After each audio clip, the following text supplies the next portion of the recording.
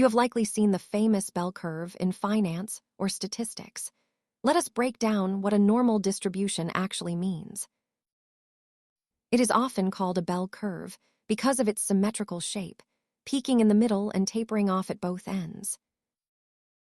Most outcomes cluster right around the average, while extreme outliers become increasingly rare as you move further away from the center. These traits create a predictable pattern that helps analysts estimate the probability of various future outcomes. While the bell curve is useful, real financial markets often experience fat tails, meaning extreme events happen more often than the model predicts.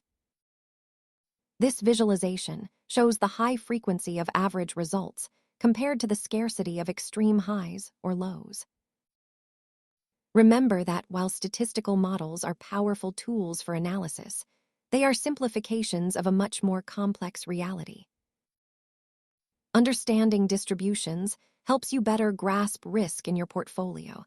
Thanks for watching, and stay curious about the numbers behind the market.